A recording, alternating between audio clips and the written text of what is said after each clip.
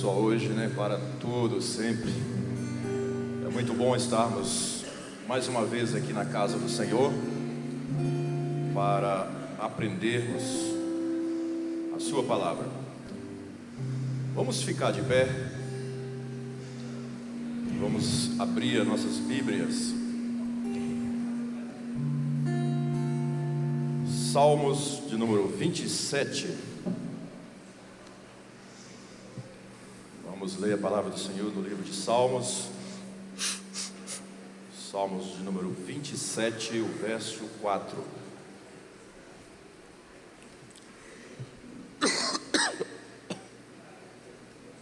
Salmo de número 27, verso 4, nos diz assim: Uma coisa pedi ao Senhor e a buscarei, que eu possa morar na casa do Senhor todos os dias da minha vida, para contemplar a formosura do Senhor e aprender no seu templo. Amém, queridos? Quando a irmã falou que era para fazer essa abertura aqui, o Espírito Santo me direcionou esse verso e eu comecei a meditar. Davi fazendo esta oração ao Senhor,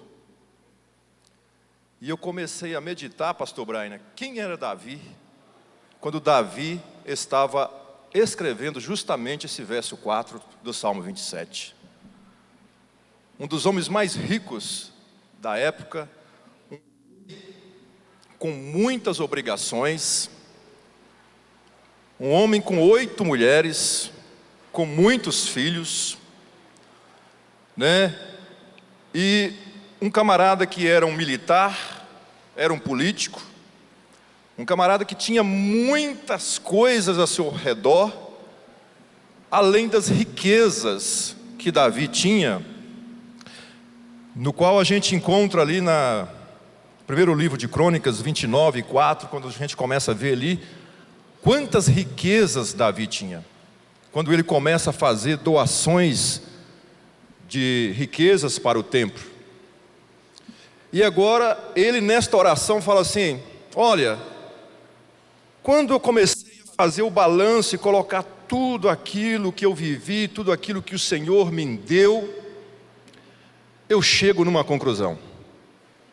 E eu pedi ao Senhor: a única coisa que eu quero é estar no templo do Senhor, aprendendo dele e contemplar a formosura do Senhor. Ou seja, Davi fala assim: olha, de todas as riquezas, meu coração não está ali. As mulheres, meu coração também não está ali. Os filhos, meu coração não está ali em primeiro lugar. Tudo que está à minha volta, tudo que me cerca, de todas as coisas que eu tenho, eu só quero uma só: estar na casa do Senhor todos os dias da minha vida e contemplar a formosura do Senhor, porque Ele tem tudo aquilo que eu preciso. Na minha adversidade, eu estando no templo do Senhor, Ele vai me proteger. Nos meus momentos de aflições, como acontecera com Davi várias vezes, quando ele estava e de repente alguém chegava para ele: Davi, você está cercado de inimigos. E o Senhor vinha e dava vitória para Davi. Então Davi chega à conclusão que a única coisa que eu preciso é estar diante do Senhor.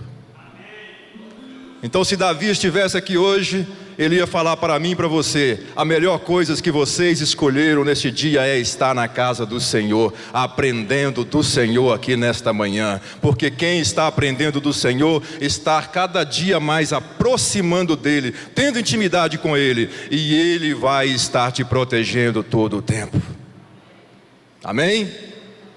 Senhor, queremos te agradecer por essa manhã, agradecer por cada vida que aqui está, ó Deus, cada família que está aqui representada, e que os nossos corações nesta manhã possa estar preparado como terra fértil para aprender a Tua palavra, Senhor, e sair daqui frutificando para o Teu reino.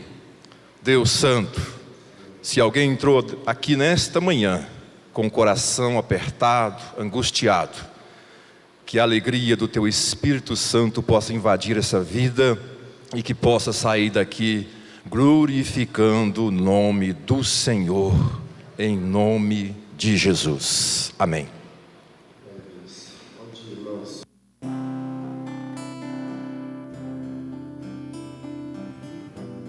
O Senhor é a luz do mundo, né?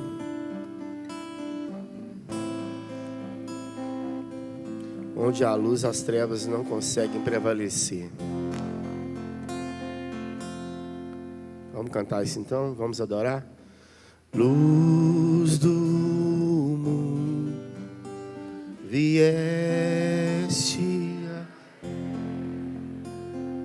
para que eu pudesse.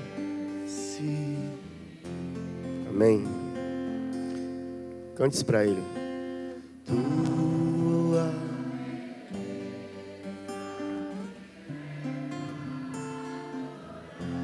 oh, glória a Deus.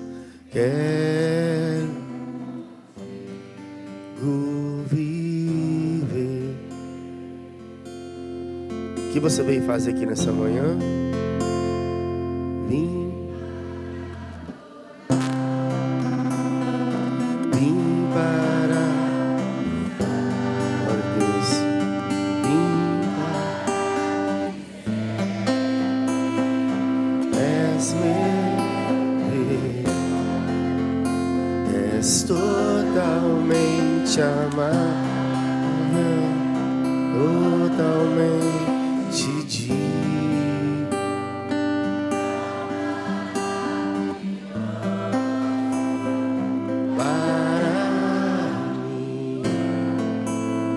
Glória a Deus, Ele é tudo isso, irmãos. Eterno Rei. Eterno Rei.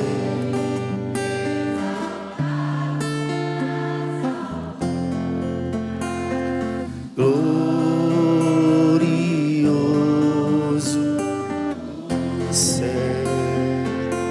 Humilde Ele vem. Humilde viés.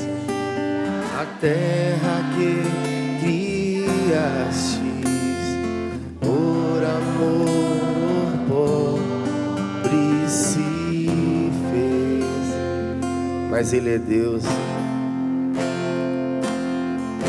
Vim para adorar,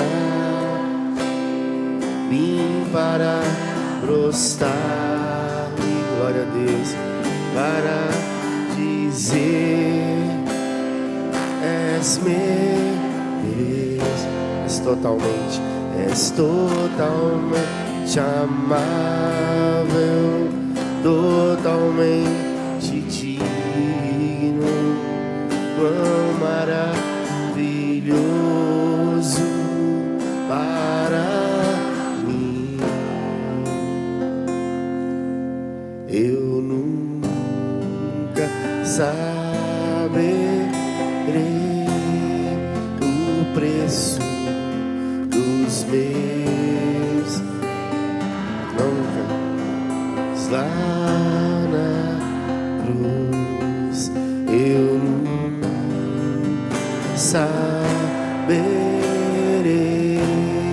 o preço dos meus pecados lá na cruz. Eu nunca saberei o preço dos meus pecados lá na cruz.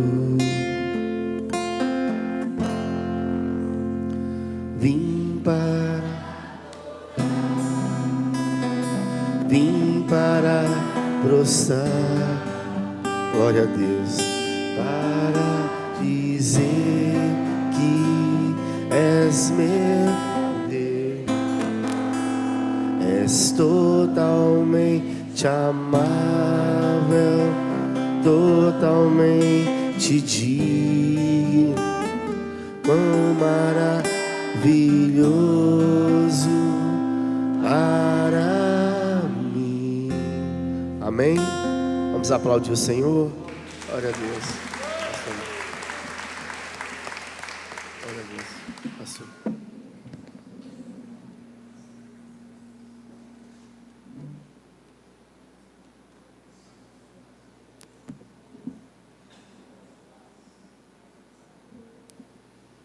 Graça e paz, amém? Amém. Agora ligou. Vamos iniciar, mais uma lição, passo a passo na palavra. Agora a penúltima lição, nosso penúltimo estudo deste ano, lá no livro de Apocalipse. Nós vamos estudar então o livro de Apocalipse, que é chamado livro das revelações, ou revelação. Apocalipse vem do grego e significa revelação. Nós estudamos esse ano todo, Começamos lá em Gênesis, lá no capítulo 1, e vamos encerrar agora no livro de Apocalipse. Na verdade, para a gente entender o livro de Apocalipse, nós precisamos de conhecimento, principalmente lá do livro de Gênesis e do livro de Êxodo. Nós vamos ver que muitos elementos que existem aqui no livro de Apocalipse são referências que temos também lá no Antigo Testamento. Ou seja, alguns pontos que são usados aqui no livro de Apocalipse, refere-se lá no Antigo Testamento, principalmente no livro de Gênesis e no livro de Êxodo. Antes de começar, eu queria, na verdade, falar para os irmãos que o que acontece? O livro de Apocalipse talvez seja o livro mais complexo aí do Novo Testamento, quem sabe talvez de toda a Bíblia. Nós vamos ver que o livro de Apocalipse não vai existir tão somente uma interpretação aqui do livro em si. O que nós vamos estudar aqui hoje é basicamente trazendo um estudo exegético do texto, compreendendo o seu contexto histórico, compreendendo o seu contexto cultural, compreendendo o contexto da igreja naquele período, foi para quando deu a sua revelação. Nós vamos ver isso na aula que vem, que dependendo de como nós enxergamos a nossa visão escatológica, a interpretação do livro de Apocalipse, ela vai sofrer algumas alterações. Nós vamos ver aqui um pouquinho agora para frente, que o livro de Apocalipse vão existir certos grupos que vão tratá-lo tão somente como um acontecimento futuro e literal. Vão existir outros grupos que vão tratar o livro de Apocalipse como eventos simbólicos e que acontecem no decorrer da história da igreja. Então, dependendo da sua ótica, da sua visão escatológica, nós vamos ver isso na semana que vem, se você é pré-tribulacionista, pós-tribulacionista, amilenista ou pós-milenista, nós vamos ver que a nossa interpretação do livro de Apocalipse, ela pode ser entendida de formas diferentes. Isso porque nós vamos ver que aqui, por exemplo, a partir do livro de Apocalipse, capítulo 4, grande parte daqueles grupos chamados então de pré-tribulacionistas acreditam que isso está acontecendo no futuro, vai acontecer no futuro, durante a grande tribulação. Grande parte daqueles grupos chamados então de amilenistas acreditam que o livro de Apocalipse em si, ele é apenas símbolos, que trata-se do decorrer da história da igreja durante o período em que ela foi instituída aqui por Cristo. Então, isso vai depender da visão ou do ponto na qual nós vamos enxergar aqui a ótica de Apocalipse. Bom, com isso, o que eu quero dizer para vocês? Que talvez, quando você ouvir uma informação diferente, por muitas vezes, a gente vai fazer cara feia, vai torcer o nariz. Não, isso não está certo, não é bem assim, não é assim. Isso por quê? Porque talvez pode ir ao encontro daquilo que nós aprendemos no decorrer da nossa história. Mas o que eu quero dizer? Há uma visão certa, uma visão errada? Nós somente vamos descobrir isso no dia que Jesus voltar. Aí nós vamos saber quem está certo e quem está errado. Mas enquanto nós estamos aqui, eu quero que você entenda o seguinte, que existem outras formas de pensamento. Existem outras maneiras de interpretar. E que a minha interpretação não é a única. Certo? A minha interpretação não é a única. Por exemplo, Se eu estou aqui na Igreja Batista Shalom, provavelmente no decorrer da minha caminhada, eu fui ensinado que a igreja não passará pela grande tribulação. Se eu for lá na Assembleia de Deus, provavelmente vamos ter alguns conceitos semelhantes. Mas se eu for lá na igreja presbiteriana, a igreja presbiteriana vai falar, não, o milênio, ele é simbólico, ele não é literal, né? Nós já estamos vivendo um milênio, né? Ou seja, o que é isso? São concepções diferentes da forma de enxergar aqui o livro de Apocalipse. Mas isso nós vamos deixar para domingo que vem, né? Entender essas visões, entender esses posicionamentos escatológicos. Hoje, nós vamos de fato ficar aqui ao texto, fazer uma exegese do texto, compreendendo, como eu disse, o seu contexto histórico, o seu contexto literário, o seu contexto de perseguição romana, na qual João vivia naquele período. Ok? Amém? Então vamos lá. Bom, o livro de Apocalipse, então, ele tem sido um tema que tem gerado um grande debate e curiosidade no meio da igreja. Uma vez que revela as questões do fim, tais como a volta do Senhor e o seu juízo, né? Então, por causa disso, vai despertar aí as nossas curiosidades. Como um todo, conforme nós falamos, não existe uma única forma de interpretar o Apocalipse. Vão exigir algumas interpretações conhecidas como simbólicas, preteristas, históricas e futuristas. Quando a gente vai para dentro da sala de teologia, nós aprendemos isso chamado escolas de interpretação do livro de Apocalipse, né? Ou seja, aquilo que nós falamos. Ou existem grupos que vão dizer, olha, o livro de Apocalipse são símbolos espirituais daquilo que está acontecendo. Mas vão existir um outro grupo que vai dizer o seguinte, olha, o livro de Apocalipse, ele já se cumpriu em quase toda a sua totalidade, né?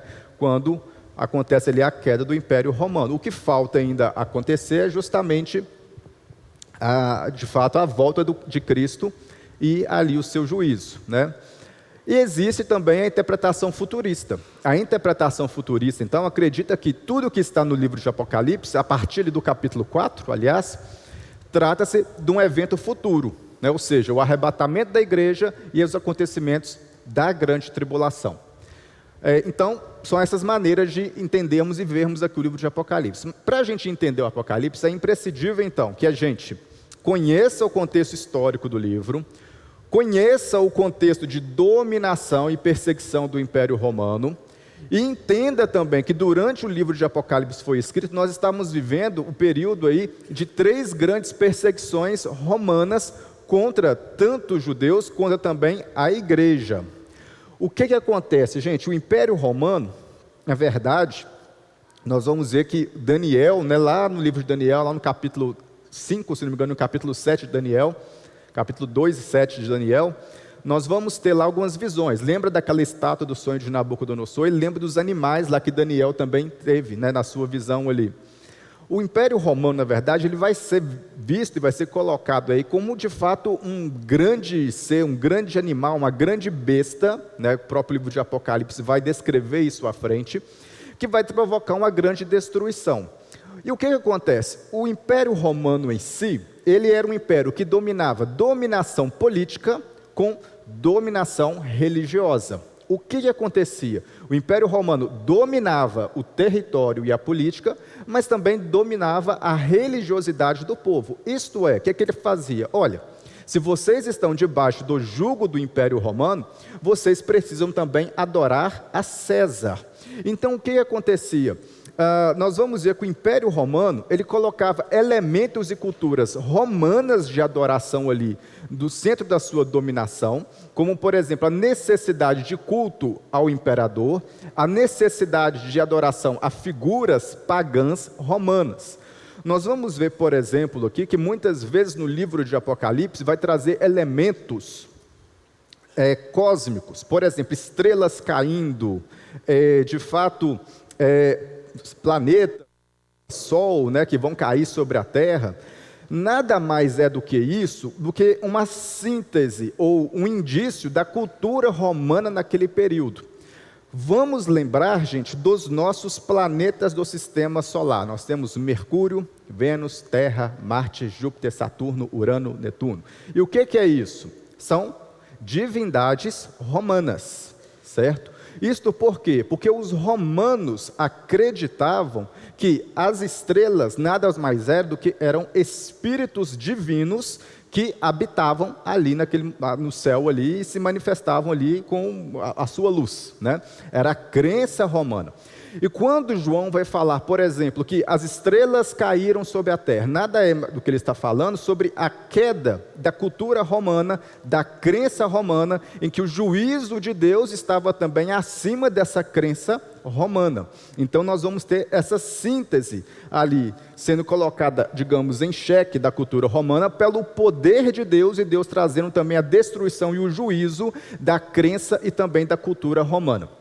Outro ponto crucial que a gente precisa entender aqui no livro de Apocalipse é que não podemos tratar os seus acontecimentos em ordem cronológica. Vamos entender o seguinte: a partir ali do capítulo 4, nós vamos ter João sendo arrebatado e tendo uma visão do céu, certo? Ou seja, todo o seu aspecto que ele vai ver ali, parte do ponto de vista de onde? Do céu. No grego, nós vamos ter duas palavras que vão designar tempo. Uma é cronos e o outro é o kairos. Sendo cronos, é a delimitação do tempo humano. Por exemplo, nós estamos debaixo do cronos, ou seja, o tempo humano. No tempo humano, uma coisa acontece de forma lógica, uma atrás da outra, digamos o seguinte, segue uma sequência cronológica, segue uma sequência de tempo. Já Deus não. Gente, Deus ele não está limitado ao tempo. Deus é o criador do tempo. Talvez seja difícil a gente entender essa concepção, uma vez que nós estamos debaixo deste tempo desde quando a gente nasceu, né? Ou seja, desde quando a gente nasceu, a gente está aqui debaixo deste tempo humano. Deus ele não está debaixo do tempo. O tempo de Deus é chamado então kairos. É por isso que o próprio Pedro, lá nas suas cartas, também Salmos, vai dizer, olha, que 1000 anos para Deus é como um dia. Ou seja, Deus não está limitado ao tempo humano. Então João, quando ele recebe as suas visões, ele está vendo do ponto de vista de onde? Do céu, do tempo kairos de Deus. E nem sempre aquelas visões que ele vai receber ali, vai respeitar uma ordem cronológica. Ou seja, são de fato ciclos que vão acontecendo no decorrer do quê? Da eternidade. Por exemplo, quando nós vamos ter ali uma das trombetas sendo tocadas, nós vamos ver um pouquinho mais à frente, claramente uma das trombetas que foram tocadas, lembrando, nós vamos ter no livro de Apocalipse, primeiramente 7 selos, no 7º selo nós vamos ter 7 trombetas. Talvez seguindo uma ordem cronológica, nós vamos ver então as trombetas acontecem depois dos selos, né? Seguindo uma ordem lógica, humana, né? Mas nós vamos ver que ali entre a 3ª e a 4ª trombeta, trata-se claramente da queda do diabo, em que o diabo caiu da terra, né, e trouxe a 1/3 parte dos anjos, caiu da terra não, caiu do céu e trouxe a 1/3 parte dos anjos com ele.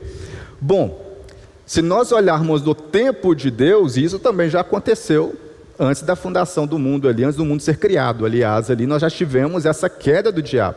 Só que no livro de Apocalipse, isso acontece depois dos selos. Ou seja, se nós olharmos numa ordem cronológica, nós vamos dizer que o diabo vai cair de novo. Mas se nós olharmos no tempo kairos, o tempo de Deus, né, nós vamos ver que isso já aconteceu. Então nós não podemos enxergar o livro de Apocalipse também como ciclos cronológicos, como ciclos que seguem uma sequência lógica humana, mas nós precisamos entender e interpretar o Apocalipse olhando do ponto de vista de onde João estava, e onde João estava tendo essas visões, conforme diz Apocalipse capítulo 4, ele subiu aos céus para ter a sua visão, foi arrebatado ali aos céus. Para quem o livro de Apocalipse ele foi escrito, né? Nós vamos entender o seguinte, gente. O livro de Apocalipse ele foi escrito para 7 igrejas da Ásia Menor, sendo lá Éfeso, Esmirna, Pérgamo, Tiatira, Sardes, Laodiceia e Filadélfia.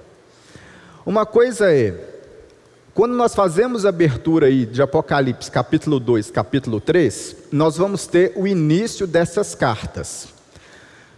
Talvez a nossa concepção é achar que o livro de Apocalipse, quando, por exemplo, Apocalipse capítulo 2 inicia-se na carta de Éfeso, certo? Do versículo 1 ao versículo 7. Talvez você já pensou que o livro de Apocalipse, a carta que João escreveu à igreja de Éfeso, foi somente aí do versículo 1 ao versículo 7, e mandou essa carta aí para a igreja de Éfeso.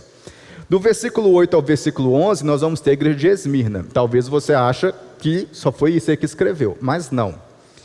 O livro de Apocalipse, ele é uma carta completa, certo? Ou seja, do capítulo 1 até o último capítulo, lá 22, ele foi escrito em sua totalidade para essas igrejas. Então ele é uma carta completa. Não apenas esse trecho aqui que foi escrito, que foi enviado a essa igreja, a respectiva igreja. E quando nós pegamos aqui também, nós vamos ver o seguinte, que João escreveu então ao menos sete cópias do livro de Apocalipse, certo? Ou seja, a igreja de Pérgamo, Esmirna, Éfeso, Tiatira, Sardes, sabia o que as igrejas haviam, o que Jesus havia falado para uma das outras igrejas. Ou seja, foi enviado então um rolo completo, né, dos escritos completos do livro de Apocalipse a essas igrejas. O local do livro de Apocalipse, onde ele foi escrito, é também de debate. Não há dúvidas que João, quando recebeu a visão, ele estava na ilha de Patmos, preso na ilha de Patmos, porque o próprio livro diz isso, né? Ou seja, aí no capítulo 1 nós vamos ver que João, estava preso na ilha de Patmos quando recebi a visão do Senhor. Então João, por causa de um período de perseguição ao Evangelho, ele havia sido preso e levado para a ilha de Patmos.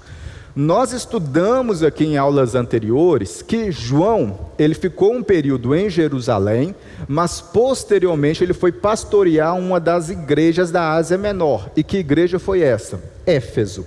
João pastoreou Éfeso ali durante um bom período. Nós vamos ter um outro discípulo, na verdade não discípulo, mas seguidor de Jesus, melhor, né?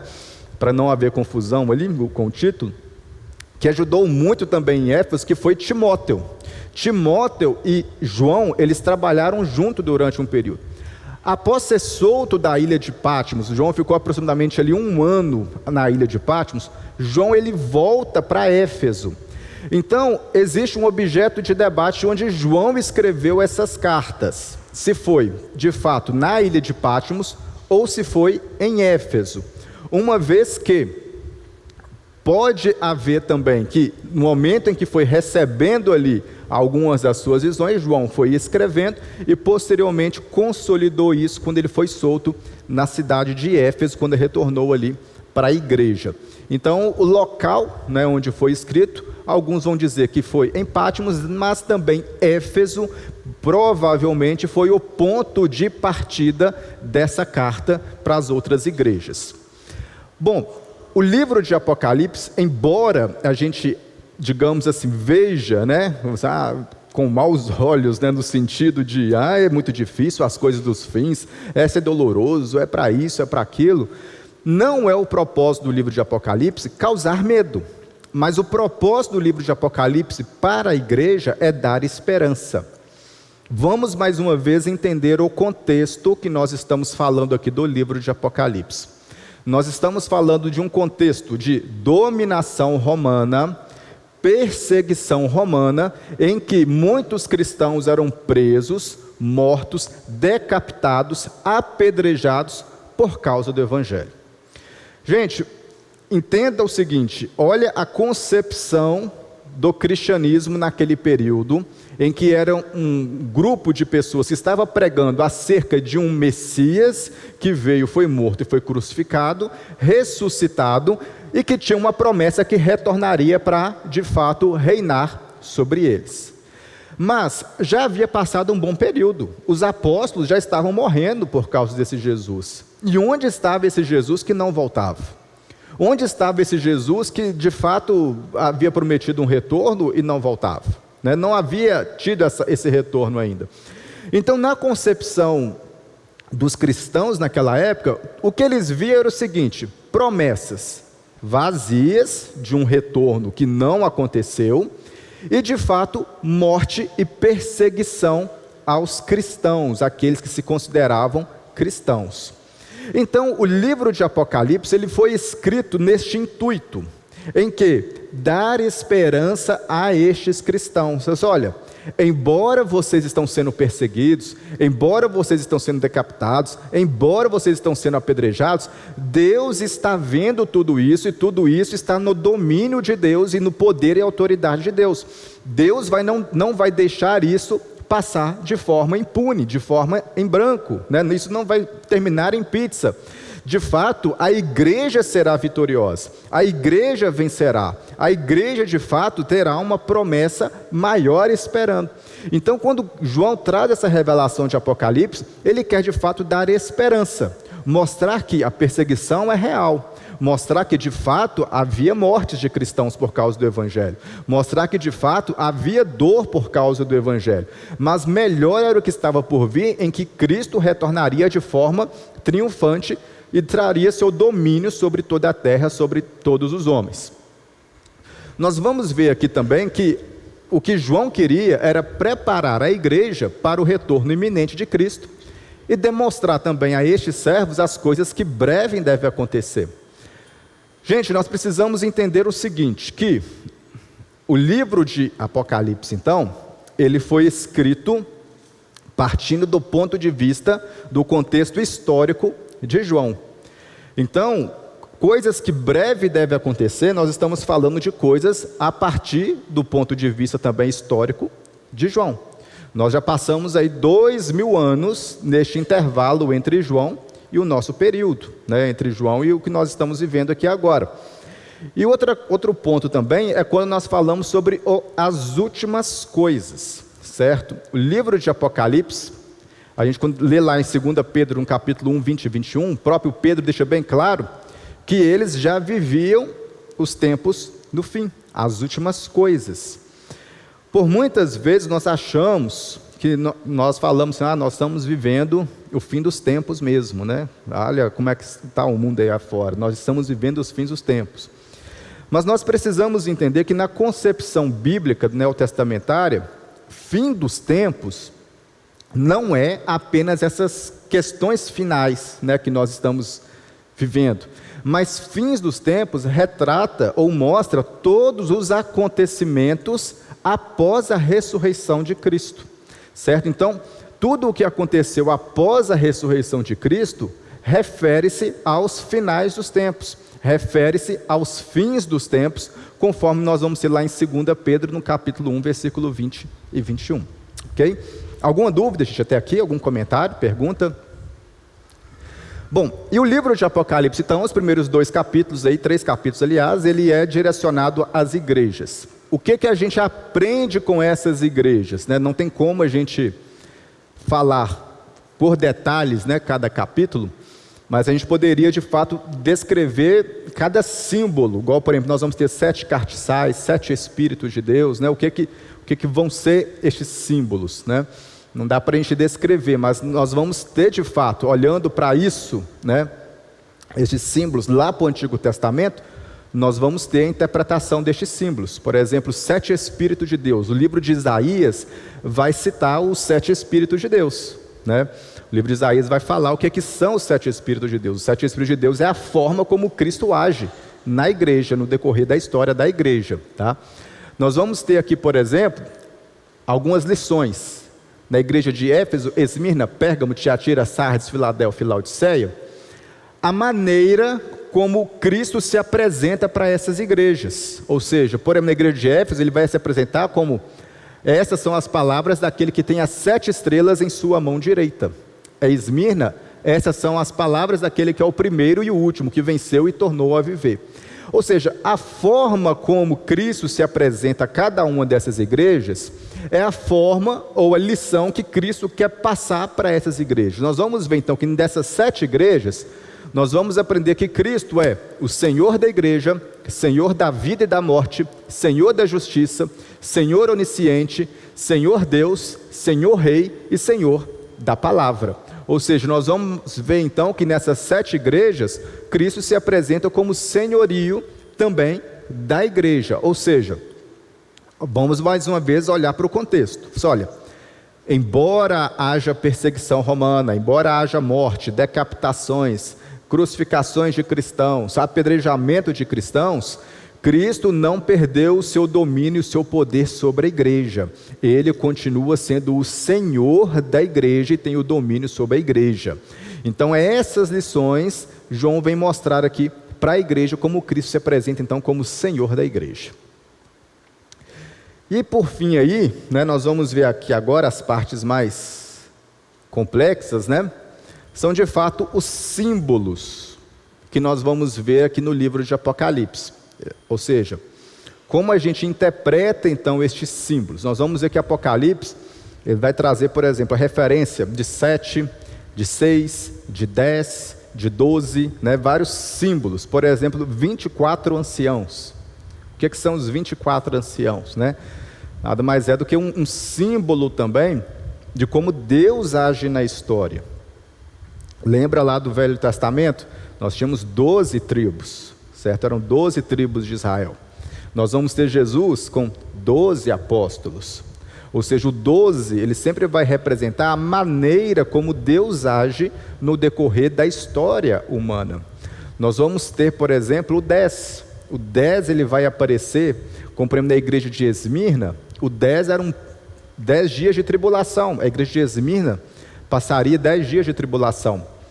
E nós vamos ver lá em Gênesis, quando a gente volta em Gênesis, você pega as genealogias de Gênesis, por exemplo, você vai ter a genealogia ali de Adão, Adão, Sete, e chegando ali até Noé.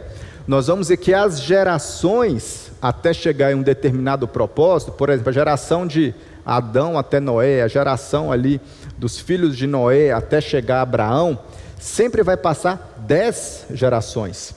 O 10 também vai trazer um símbolo aí para o livro de Apocalipse, que nós vamos ver como que isso vai encaixar aqui no Apocalipse. Por muitas vezes são usados símbolos numéricos, históricos e culturais para descrever os acontecimentos, sem que necessariamente esse acontecimento ocorrerá de forma literal, mas que é um símbolo e que isso já aconteceu no cenário espiritual. Por exemplo, em uma das igrejas, você vai ter uma promessa, uma bênção, que se aquele que vencer, dar-lhe-ei de receber a pedra branca. O que é a pedra branca, por exemplo? A pedra branca é um elemento cultural utilizado naquele período. Quando alguém era cometido de uma acusação, de um crime, ele passava então por um julgamento. Se de fato ele fosse condenado deste crime, ele ia receber a sua sentença e o seu juízo. Se ele fosse absolvido deste crime, ele recebia uma pedra branca, mostrando e comprovando para todos que ele havia sido absolvido daquela acusação que ele havia sofrido. Isto é um elemento cultural naquele contexto e daquela época. Quando a gente passa para o contexto espiritual, o que a gente olha, por exemplo? Havia também uma acusação contra nós, do pecado. A morte estava sobre nós, nós havíamos sido sentenciados à morte, mas Cristo nos justificou com o seu sangue e agora nós fomos justificados desta sentença. Esta acusação agora não está mais sobre as nossas vidas. Então nós vamos ver que existem símbolos que são tratados ali no Apocalipse, que são símbolos culturais, ou então símbolos de contexto histórico, são símbolos de contextos religiosos, que nós vamos ver que isto vai acontecer não de forma literal, mas de forma simbólica, certo? Um exemplo também é o próprio número 7. Você vai ver que no 7, ele vai acontecer muito no Apocalipse. São 7 igrejas, 7 selos, 7 trombetas, são 7 personagens. Nós vamos ter o próprio Cristo, depois nós vamos ter a mulher, nós vamos ter o dragão, nós vamos ter a besta, nós vamos ter vários personagens aí parecendo com 7, Nós vamos ter 7 taças, 7 juízos que são apresentados lá no final e 7 coisas novas que são dadas também como bênçãos ali às igrejas. Ou seja, o 7, você vai ver que vai acontecer aqui também 7 vezes, São os 7 aparecendo de forma numeral e 7 digamos, situações, como 7 igrejas, 7 selos, 7 trombetas, 7 personagens, 7 taças, 7 juízes e 7 coisas novas, 7 elementos acontecendo também 7 vezes, né? Então isso acontece durante todo o livro de Apocalipse. Então nós vamos ver o que representa aí alguns destes símbolos, tá? Primeiramente, nós vamos ter a abertura dos selos. São 7 selos que são abertos, se você abrir sua Bíblia aí. Estes selos, eles acontecem logo após ali, o capítulo 4, né, quando João é arrebatado. Aí lá no céu ele vai ver um rolo, em que estava selado, com 7 selos, e ninguém podia abrir este rolo. Quem é que podia abrir este rolo? Então aparece o Cordeiro, né? E este Cordeiro, então, que é o que foi morto antes da fundação do mundo, ele começa então a abrir estes selos. Lá no capítulo 6 de Apocalipse, então, nós vamos ter estes selos sendo abertos.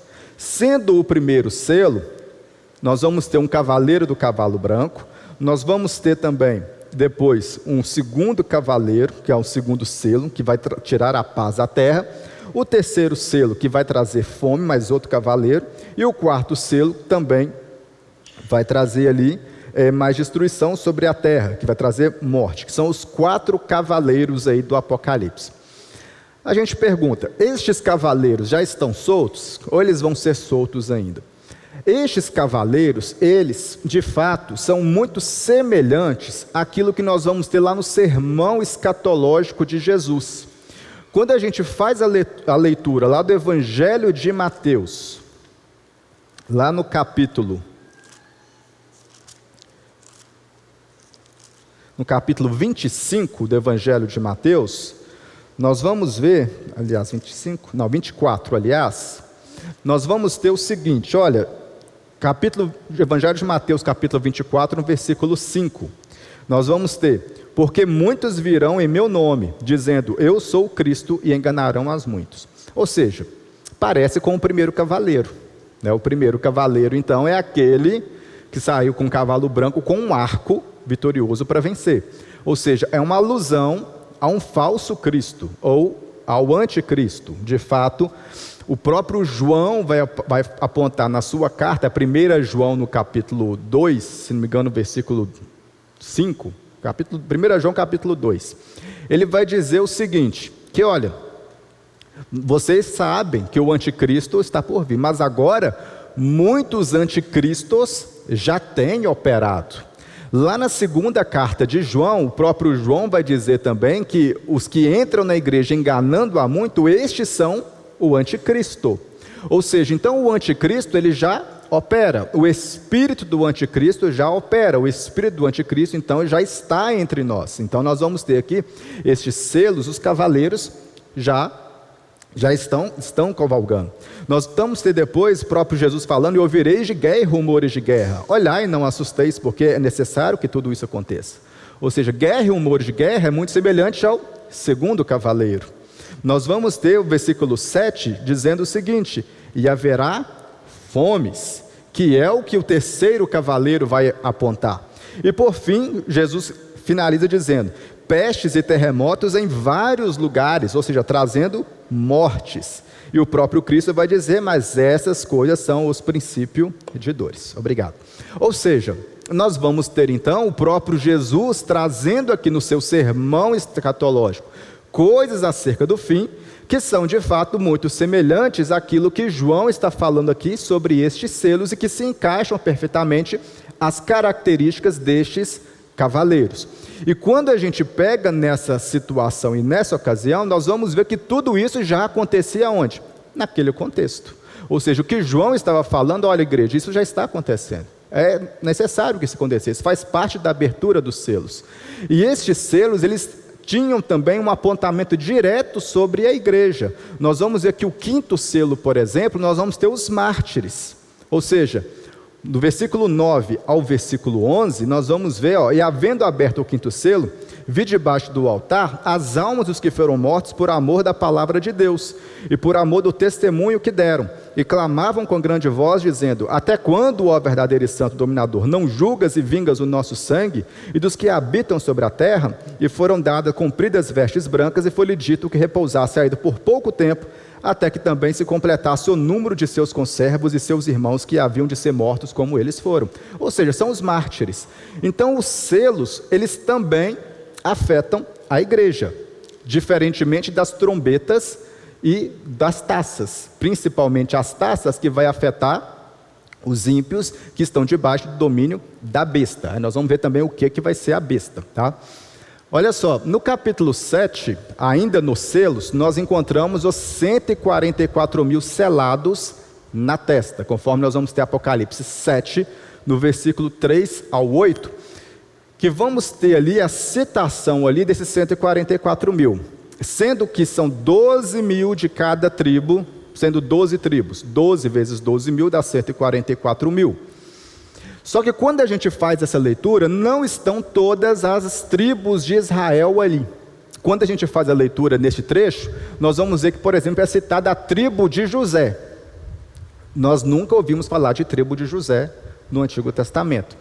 Então, o que acontece? Nós vamos ver que João desconsidera Efraim, que é filho de José, e evoca, digamos assim, a característica ou a importância histórica de José. Então põe José no lugar de Efraim. E nós vamos ter também que não é citado a tribo de Dan, certo? Neste caso ele cita a tribo de Levi, embora Levi não tivesse terra, mas ele cita a tribo de Dan. Isto por quê? Porque quando a gente faz aqui a leitura de Apocalipse, nós vamos ver que o livro de Apocalipse, ele é uma oposição à idolatria romana, certo? Nós vamos ver que todos os acontecimentos ali, todos os espíritos imundos que surgem ali, e trazendo morte e destruição, João vai falar assim: e eles não deixaram de adorar a besta e a sua imagem. Ou seja, é uma contraposição à idolatria. A tribo de Dan, quando a gente faz a leitura lá de Juízes, no capítulo 18, ainda no tempo de Juízes, ela foi envolvida em um episódio terrível de idolatria. Então é bem possível, por causa disso, que a tribo de Dan não foi citada. Uma vez que João queria combater idolatria, aqui no livro de Apocalipse, contra o Império Romano, ele deixa de citar então uma tribo que havia se caído em uma situação também de idolatria. Por que também temos 144 mil? Bom, a gente precisa entender que também trata-se de um número de símbolo.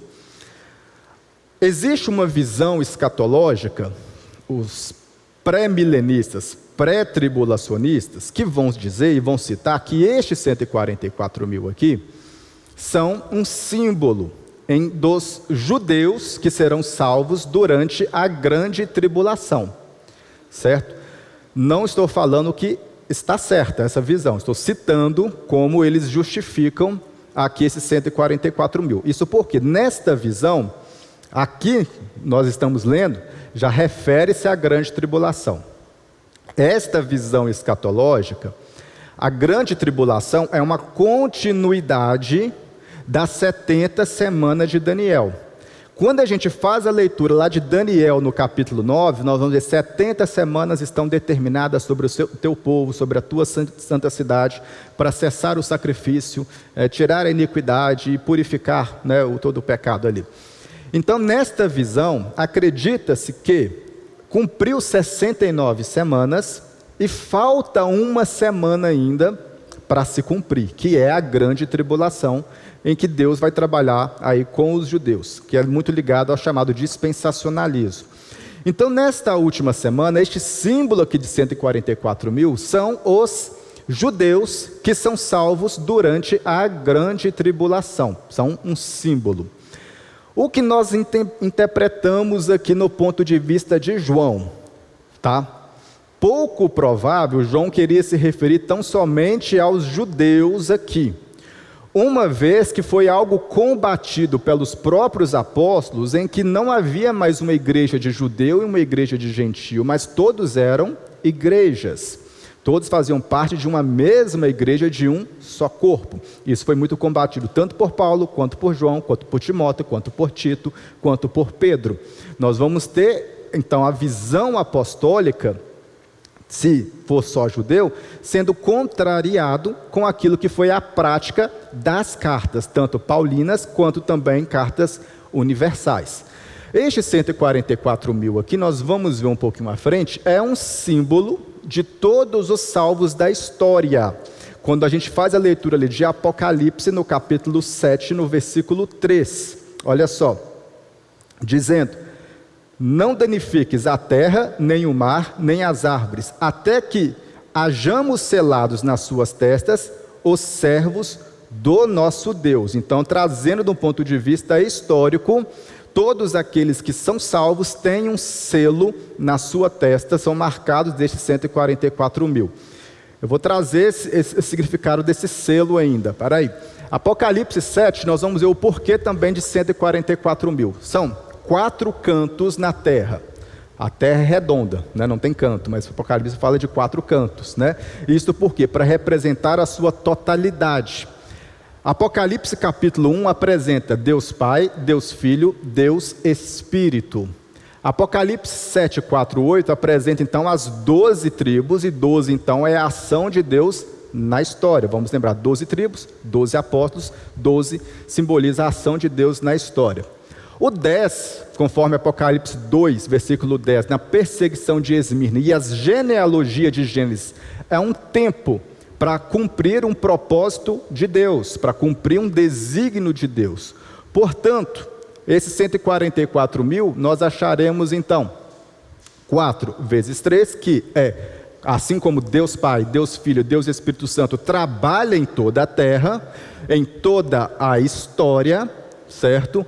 Em um período completo de tempo, Deus Pai, Deus Filho, Deus Espírito Santo trabalha neste contexto. Com isso, então, a gente acha 144.000, que é os símbolos, então, destes salvos no decorrer da história da humanidade. Ok? Bom, por que selos? Né? Por que estes selados? Também é um contexto cultural. Os escravos, durante o Império Romano, ou eles eram marcados na sua testa ou na sua mão como propriedade do seu senhor, na sua mão direita. Neste caso aqui, nós estamos trazendo um contexto histórico. Vamos lembrar que Pedro disse que nós somos propriedades exclusivas de Deus. Ou seja, o Evangelho em si, ele vai trazer muito essa alusão de escravatura. Nós éramos escravos do pecado, mas fomos comprados pelo sangue do Senhor. Ou seja, nós somos propriedades agora do Senhor. Esta alusão à escravatura era muito comum nas cartas do Novo Testamento e agora em Apocalipse. Ou seja, quem são os 144.000? São aqueles que foram comprados com o sangue do Senhor, com o sangue de Jesus. E depois nós vamos ver também que vai ter aquele que são a marca da besta. Nós vamos ver o símbolo também disso, que é uma contraposição a essa ideia. Ou seja, ou você tem a marca de Deus, selado na sua testa com a marca de Deus, ou você então tem a marca da besta na sua testa e na sua mão direita. Ou você foi comprado com o sangue do Senhor, ou você pertence ainda a este mundo, ao pecado e ao diabo. Ok?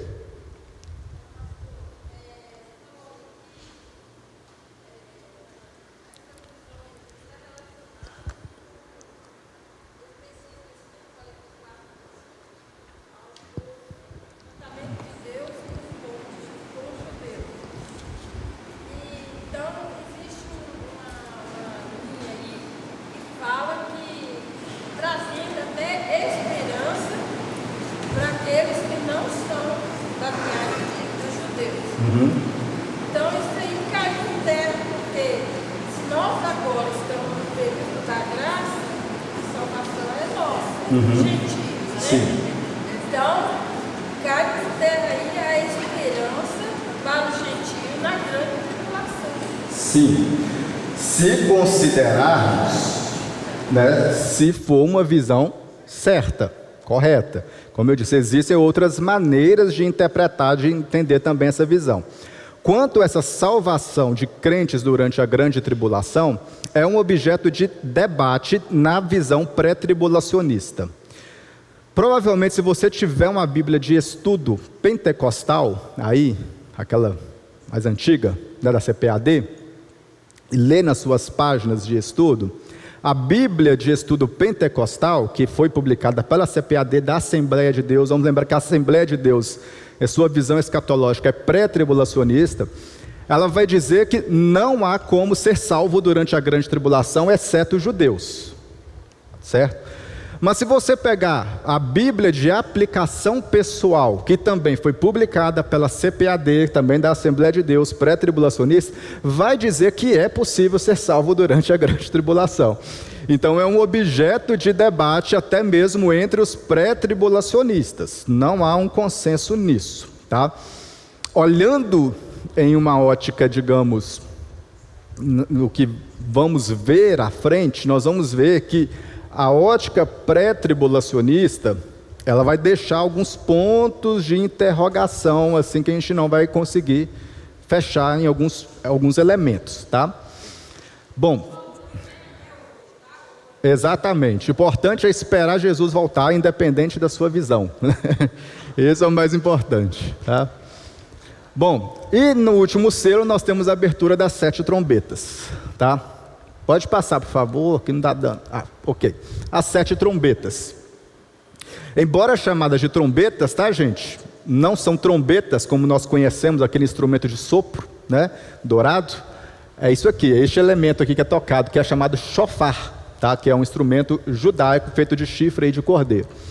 As trombetas são lançadas agora sobre o mundo, tá? Diferentemente dos selos que afeta também a igreja. As trombetas agora afetam também o mundo. E como citamos, não podemos tratar em ordem cronológica. Olha só, se a gente lê aí Apocalipse capítulo 8, no versículo 10, vamos ver aí.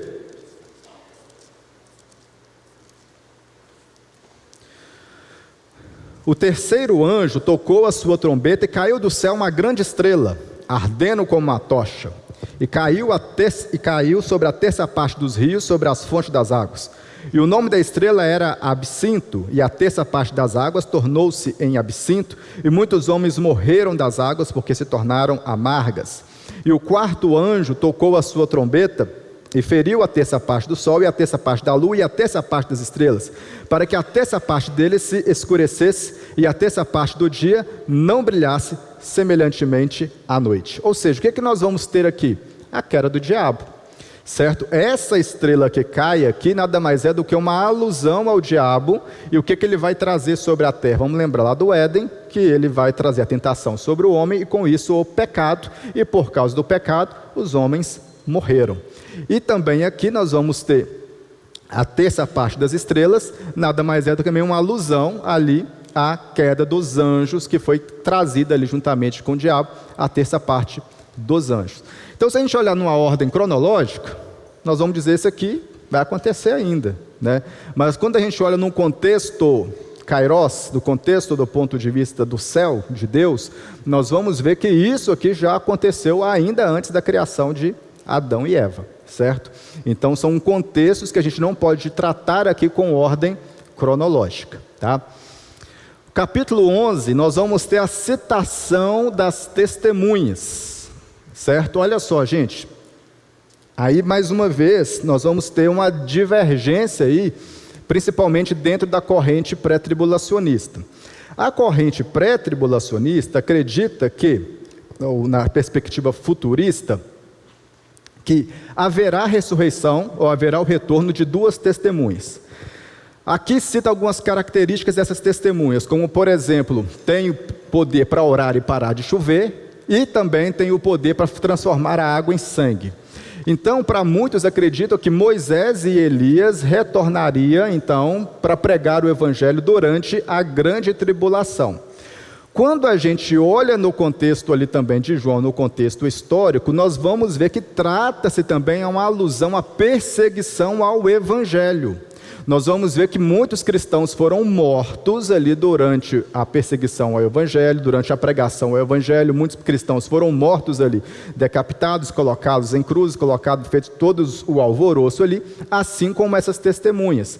Mas nós vamos ver que essas testemunhas depois ressuscitaram, ou seja, isso aqui, vamos ter a citação da besta perseguindo essas duas testemunhas. A primeira citação da besta acontece aqui, que nada mais é do que o Império Romano tentando destruir a pregação do Evangelho. Mas ainda que ele persiga e mate cristãos, ele não conseguia parar a pregação do Evangelho. E quando a gente olha essas duas testemunhas aqui, nós vamos ter ou entender o objeto de coletividade do Evangelho, certo? Porque, por exemplo, onde Deus habita? Onde? Me fala onde. Onde Deus habita? Onde? Em nós, certo? Para muitas pessoas vão dizer onde Deus habita, vai falar assim, em mim, né? Mas quando a gente olha o contexto do cristianismo, Deus não habita em mim, certo? Deus, ele habita onde? Em nós, no contexto de igreja, no contexto de coletividade. Olha só quando Paulo vai falar, vós sois templos do Espírito. Ou seja, ele está falando no plural, ele não está falando no singular. Ou seja, nós como igreja, no contexto de coletividade, no contexto de congregacional, no contexto de culto, no contexto de nós reunidos em uma só comunidade, em uma só igreja, Deus habita em nós, Deus habita em nosso meio, certo? Então é nisso. Quando traz esse contexto de duas testemunhas, mostrando este símbolo da coletividade, então, da igreja. E no capítulo, vamos ler ainda.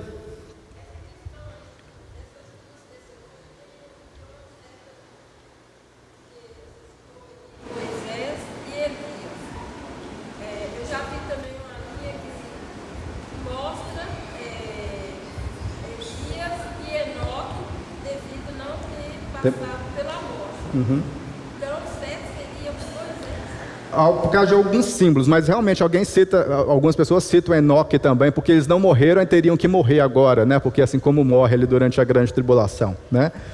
Mas como eu disse, olhando aqui no contexto, eu trataria aqui também como símbolo da pregação do Evangelho e não como algo literal em que vai acontecer. Até porque nós vamos ver que a besta que é citada aqui, nós vamos falar do anticristo, gente, mas Apocalipse, ele não vai citar sobre o anticristo. Apocalipse vai citar sobre a besta, certo? E o que é a besta? Nós vamos ver aqui à frente agora, a besta nada mais é do que o Império Romano, certo? O Império Romano é a besta. Ele não está falando de uma pessoa em si. As outras partes que nós vamos ver citação do anticristo é na carta de João e lá em Tessalonicenses, quando Paulo vai falar aquele que vai manifestar o homem do pecado. Fora isso, o Apocalipse não cita anticristo ou personificação do anticristo, ele cita o Império Romano como um todo, certo? Como sendo esta besta.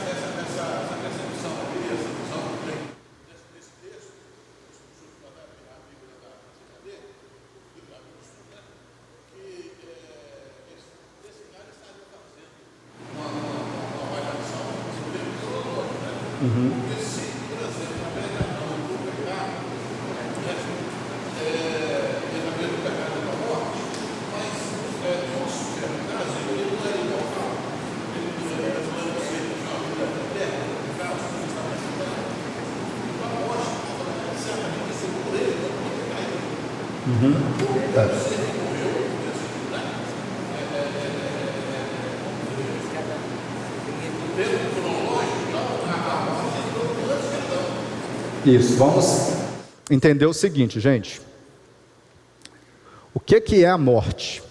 Certo? Na Bíblia, no conceito de pecado. Morte, o conceito de morte do pecado não é a morte física, certo? Mas a morte eterna, certo? Nós não podemos entender que a morte, quando entrou no mundo, ela não entrou no mundo a morte física. provavelmente, a gente pode dizer isso, conforme alguma referência, é que a morte já existia no jardim antes do pecado. Que morte que eu estou falando? Morte física. Por exemplo, nós tínhamos lá a necessidade de cultivar o jardim, certo? Para você cultivar, para arrancar uma graminha da outra, para cuidar do jardim ali, se você tirar da terra, o que vai acontecer?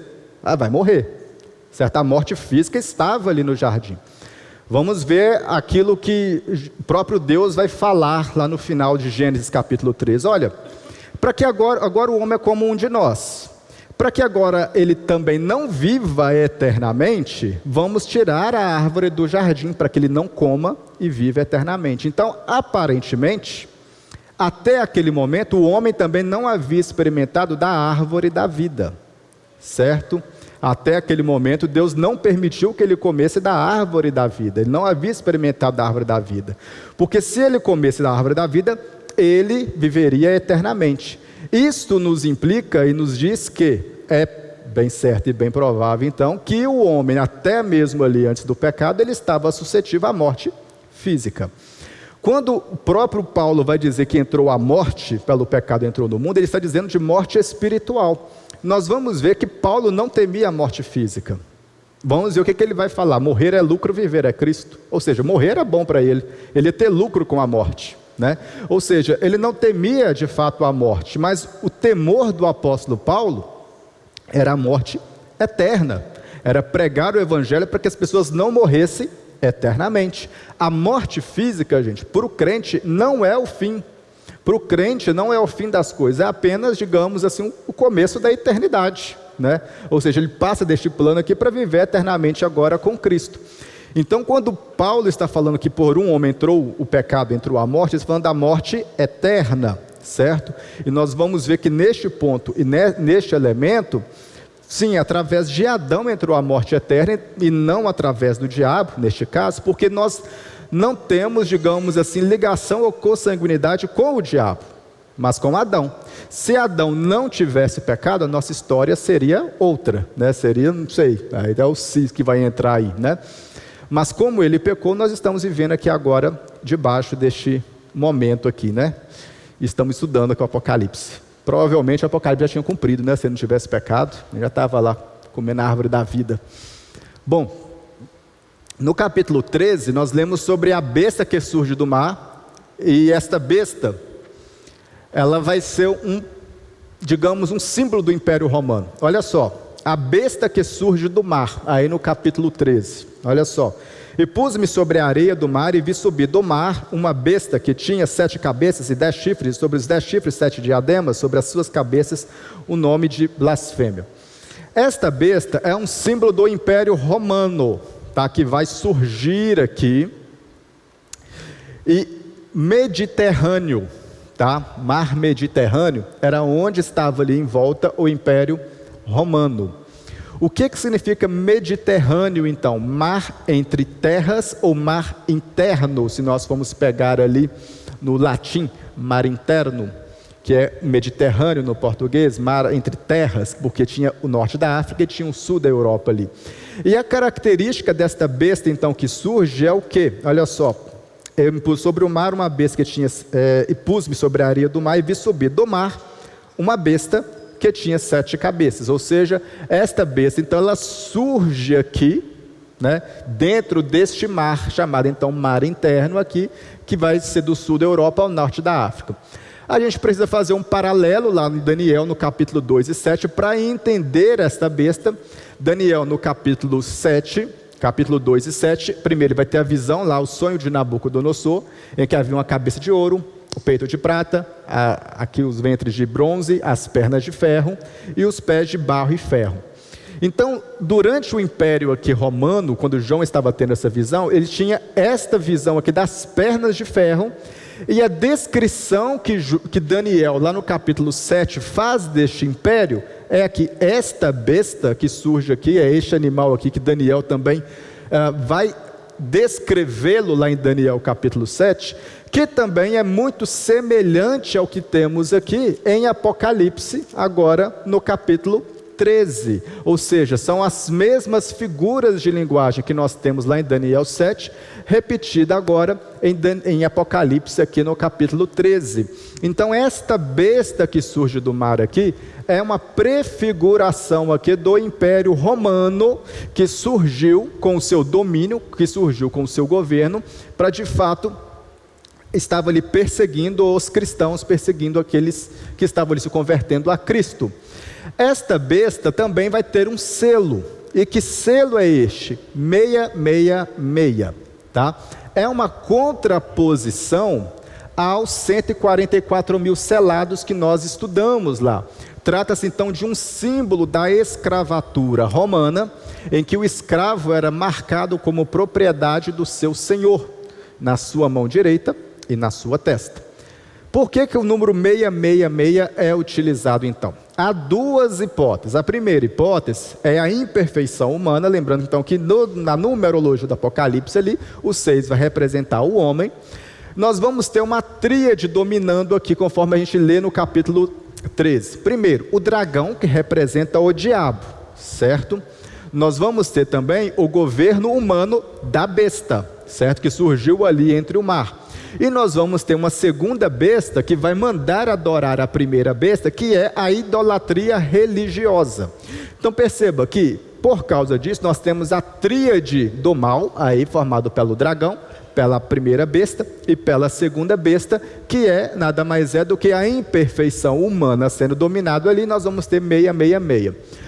Há também uma segunda hipótese no jogo de palavras que foi escrito aqui por João durante a dominação romana. Isto porque, quando a gente pega para o grego, Nera César, que era o nome do imperador romano, e trazemos para o hebraico, dá esta nomenclatura.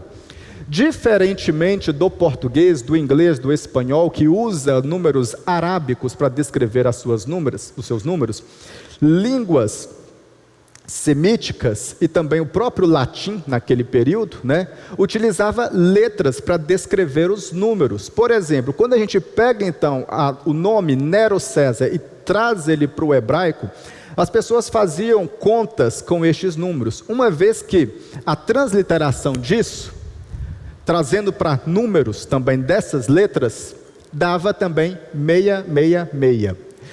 Entenda, hoje para a gente entender isso aqui, seja difícil, porque no português, números são diferentes de letras, certo? Se eu colocar aqui uma letra A, você vai saber que é A, e se eu colocar o número 1, você vai saber que é 1, é diferente.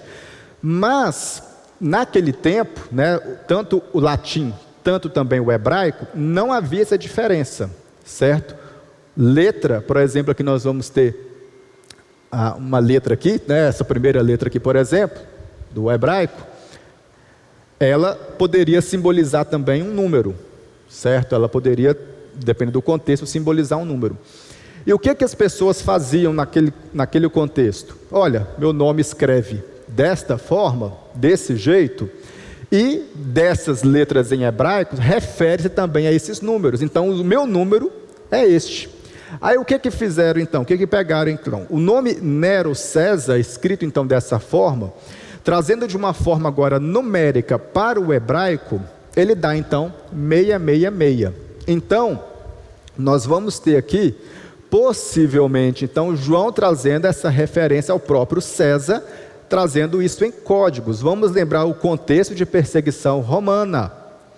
João não poderia falar abertamente de que se tratava de Roma e nem de César, porque se isso fosse interceptado, pegado por um soldado romano, poderia matá-los, porque estava falando mal de César, estava falando mal do imperador. Vamos lembrar da carta de Pedro, que Pedro falou que estava na Babilônia, mas Pedro nunca esteve na Babilônia, Pedro estava em Roma, Ou seja, Pedro chamou Roma de Babilônia. Assim também isso vai acontecer aqui em Apocalipse mais à frente, João também se referindo a Roma, sendo chamada agora de Babilônia. Então este 666 é um símbolo aqui de uma nomenclatura feita em números, tá? E o que é a marca da besta então, gente? Por muitos a gente olha, a marca da besta é um chip que vai ser implantado, é isso, é aquilo, que nós vamos colocar dentro de nós, vai sair na testa, que nós vai fazer isso ou aquilo. Enfim, o que é a marca da besta? A marca da besta nada mais é do que não reconhecer Cristo como Senhor e Salvador da sua vida e, de fato, está alinhado com os desejos, os desígnios deste mundo, viver uma vida de pecado alinhado conforme os preceitos deste mundo e conforme o governo humano. Então isso de fato que nós pegamos do que é a marca da besta. Mas aí mas Apocalipse fala que quem não tiver a marca da besta não vai poder comprar nem vender, não vai poder fazer isso nem aquilo. Bom, isso também refere-se mais uma vez a símbolos. Quer um exemplo disso? Quando a gente pega lá no livro do Antigo Testamento, se não me engano é Isaías, vai fazer a descrição ali do diabo, do seu período de glória ainda, né? Nós vamos ter ali sendo citado, tanto em Isaías quanto em Ezequiel, em que falava que o diabo era querubim, né, que dominava ali, e havia grande comércio entre as nações. Bom, se nós estamos falando então de um período angelical, né, de um período de fato de governo de Deus ali sobre os anjos, que comércio é esse que o diabo fazia então ali entre as nações, já que não existiam nações, né? Não existiam nações constituídas, mas ele fazia comércio entre as nações. Então nós vamos pegar aqui essa linguagem que você não se pode comprar e vender para se referir de fato a comércio, trazendo também a uma alusão àquilo que o diabo fazia no seu comércio, certo? Ou seja, os seus afazeres ou a sua rotina diária, assim como você vive neste mundo, se você não estiver alinhado com os preceitos ou com os desígnios deste mundo, você será perseguido. Agora, se você vive conforme os desígnios de Cristo, né? Aliás, se você vive conforme os desígnios deste mundo e vive nos prazeres dessa carne, adora César e vive uma adoração a César, ok, sua vida segue normal. Mas se você se curvar a este Cristo, de fato pertencer a este Cristo e não aceitar a dominação romana e a adoração ao imperador César, você será morto. Você não pode fazer comércio com ninguém neste mundo, você não pode se relacionar com ninguém neste mundo. Então é isso que de fato nós vamos ter essa nomenclatura então aqui do 666, certo? No capítulo 14, no versículo 8, nós vamos ter então agora o prenúncio da queda deste império romano que havia de ruir. Tem alguma dúvida, gente, até aqui?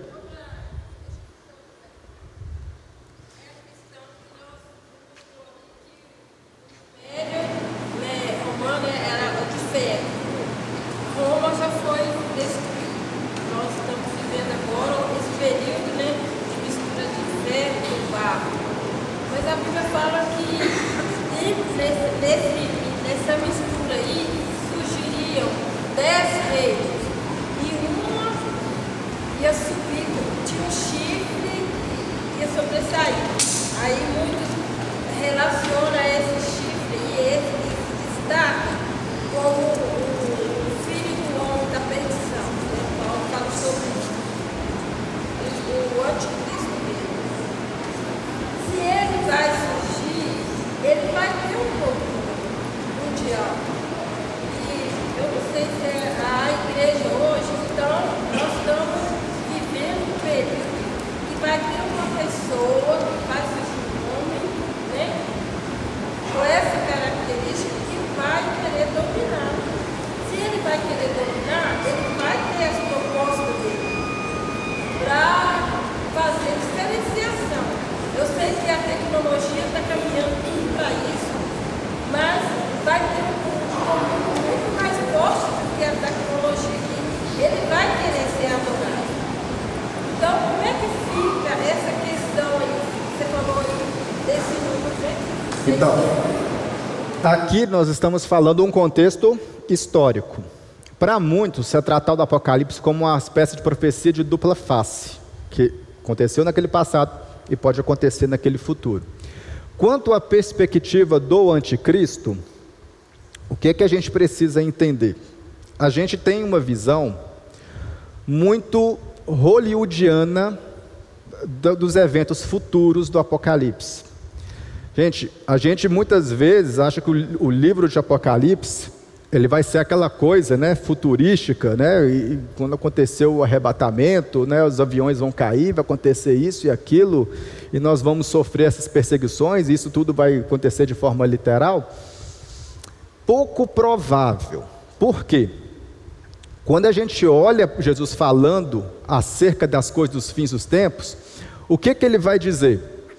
Que será como nos dias de Noé. As pessoas casavam e davam-se em casamento. Era como nos dias de Sodoma, estava todo mundo vivendo normal, né? Ou seja, Sodoma estava ali vivendo sua vida normal, no seu pecado, e de uma noite para o dia começou a cair fogo do céu. O pessoal de Noé estava vivendo uma vida normal, tudo certo, de uma noite para o dia veio o dilúvio e veio o juízo. Assim também será a volta do Cordeiro.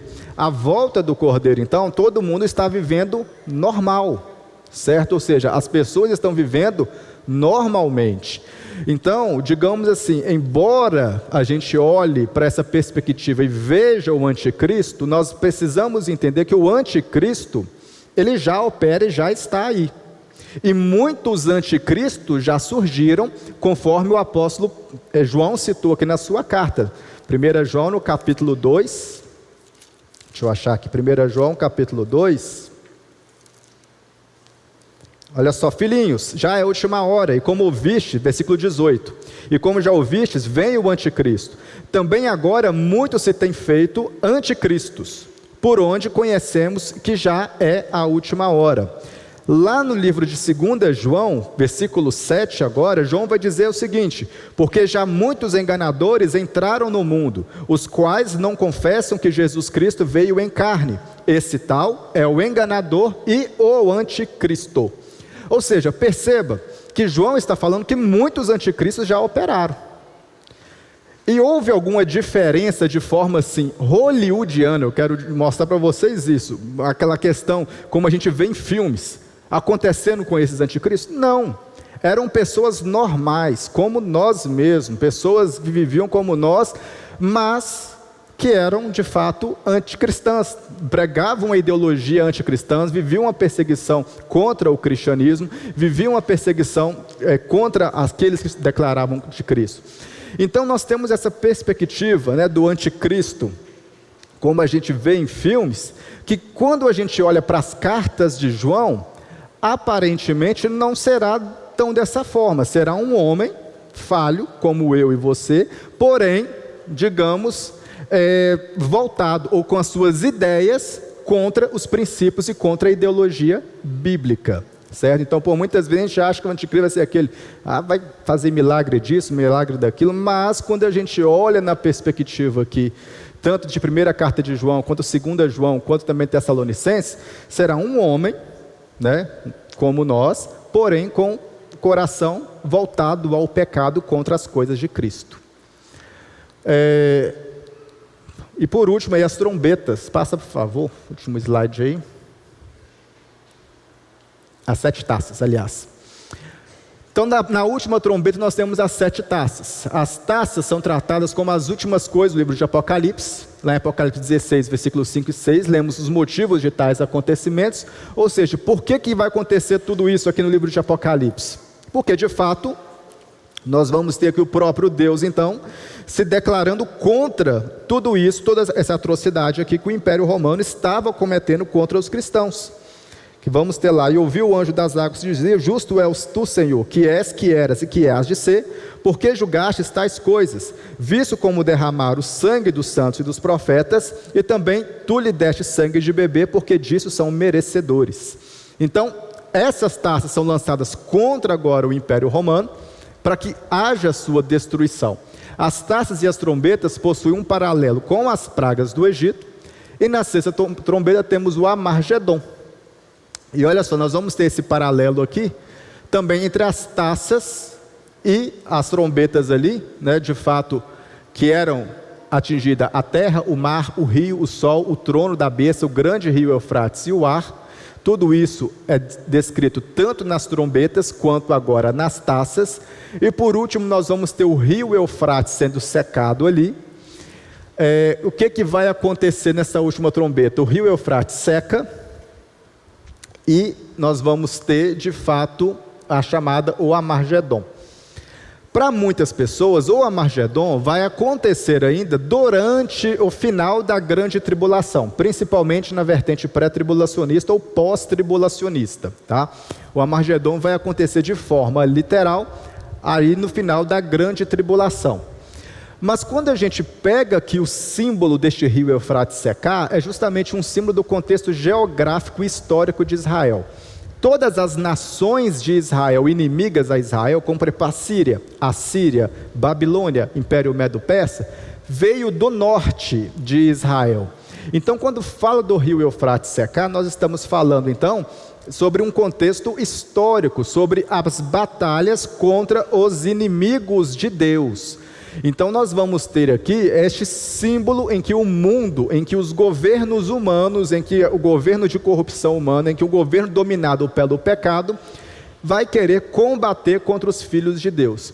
Esse Armagedon, lá no Antigo Testamento, nós conhecemos ele como Vale de Jezreel. É neste Vale de Jezreel que Josias, quando nós fazemos a leitura lá no livro de 2 Reis, que ele vai combater também alguns outros imperadores, e vai morrer nesse campo de batalha, chamado então de Vale de Jezreel. É neste campo então que vai acontecer batalhas importantes de dominações contra Israel. Quem vencia as batalhas do Vale de Jezreel, chamado Armagedon, dominava Israel. Foi isso que aconteceu, por exemplo, com a Babilônia. A Babilônia conseguiu vencer aqui. Nós vamos ter outros impérios conseguindo vencer nessas batalhas. Então nós vamos ter que João faz um prenúncio dessa batalha, de fato, mostrando uma questão também espiritualista sobre aquilo que eles vão tentar combater contra os filhos de Deus. Isto porque nós vamos ver na primeira trombeta que é destacado que haveria grande morte e seria como nos freios dos cavalos, a distância de 7 estádios, né? Isso na primeira taça. Só que não afetaria os filhos de Deus, os que estavam sendo selados no Filho de Deus, porque eles estavam guardados no Monte Santo de Sião. 7 estádios, o que significa isso? É a distância de norte a sul de Israel, que dá aproximadamente 300 a 350 quilômetros. Se você ler na sua Bíblia aí, você vai ver na primeira trombeta, talvez vai trazer a distância de 7 estádios, ou 300 quilômetros, ou 350 quilômetros, dependendo da sua versão. Ou seja, refere-se então que os filhos de Deus estarão guardados ali, nos braços do Pai, na presença de Deus, e que os filhos do mundo, ou que estão sob o domínio do governo humano, irá querer combater então os filhos de Deus durante o decorrer da história da igreja, tá? E por fim nós vamos ter aí o milênio, né, que vamos falar dele na próxima aula, né? O que é o milênio então? Ele já está acontecendo, vai acontecer, será literal, será simbólico. Nós vamos ver aqui as perspectivas escatológicas, que por causa aí de Apocalipse capítulo 19, nós vamos ter uma igreja pensando uma forma, uma igreja pensando em outra, uma igreja pensando de um jeito, né? Porque alguns vão tratar o milênio como literal, outros simbólico, outros já está acontecendo, outros vão acontecer, e nós vamos ver então as várias perspectivas que nós temos aí, amém? Alguma dúvida, gente? Algum comentário, pergunta? Cadê?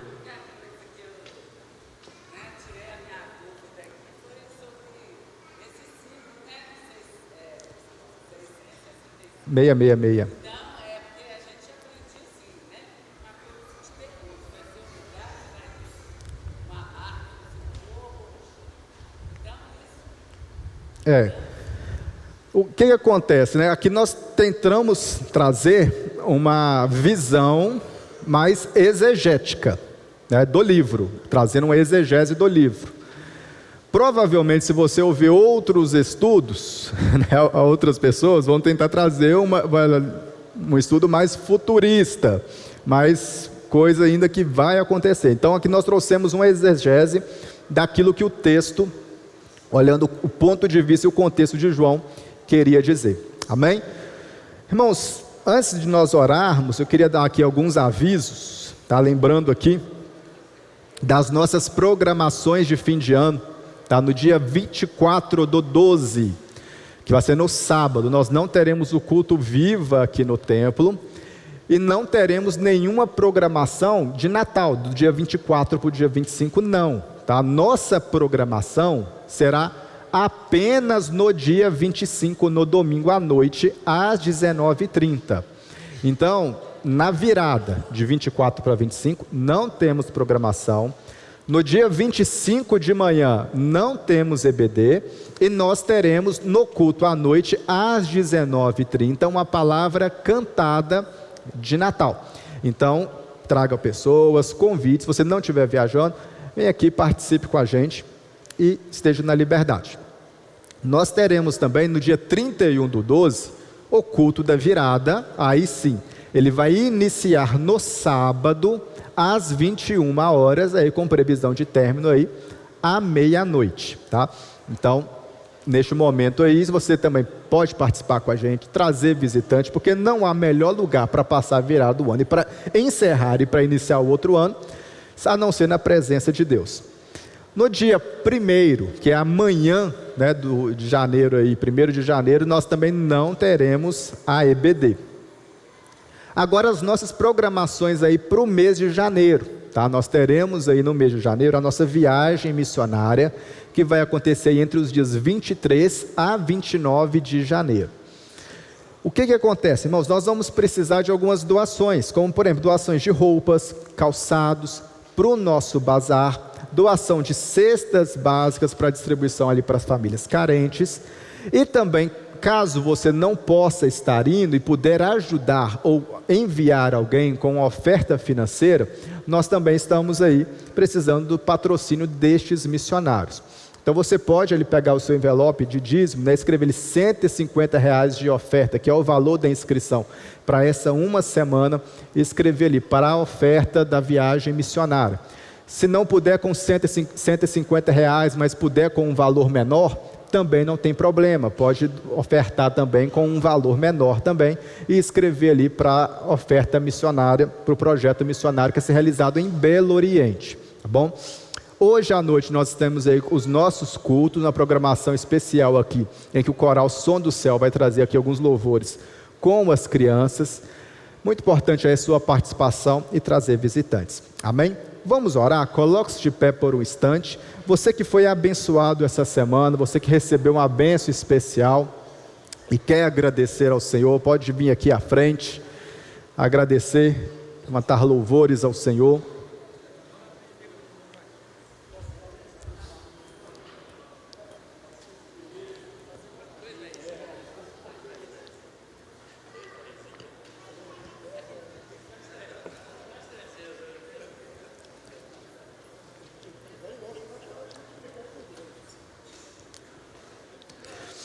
Irmãos, nós estamos estudando o Apocalipse, estudamos ele de uma forma bem corrida. Não pode deixar aqui de deixar ver propaganda aí para o nosso Instituto Shalom. Nós temos aí a nossa capacitação teológica, nós temos aí o nosso curso de teologia sistemática, que nós estudamos aí um ano, uma vez por semana, estudamos um pouquinho sobre escatologia. Nós estivemos lecionando esse último trimestre, né, escatologia para os alunos, e nós podemos estudar aí o Apocalipse capítulo por capítulo. Então traz um conhecimento muito mais profundo do livro.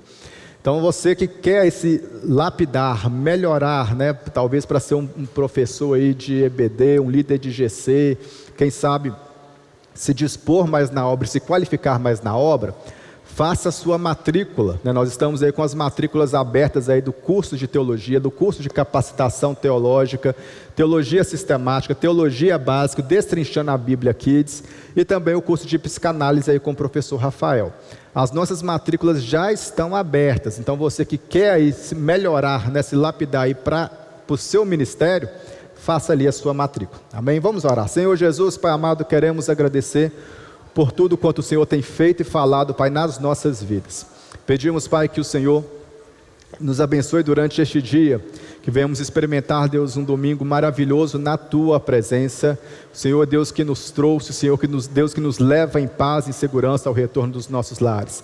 Te agradecemos por cada vida que está aqui, Deus, dando graças e louvor ao Senhor, porque mais uma vez o Senhor realizou milagres, o Senhor Deus cumpriu promessas nessa vida. Te agradecemos porque Tu és Deus bom e Deus que está conosco e Deus que não nos desampara. Sê conosco neste dia, que verdadeiramente venhamos experimentar mais e mais do Senhor. Te agradecemos no nome de Jesus, amém. Irmão, que Deus abençoe a sua vida, fique na paz, que o Senhor te abençoe.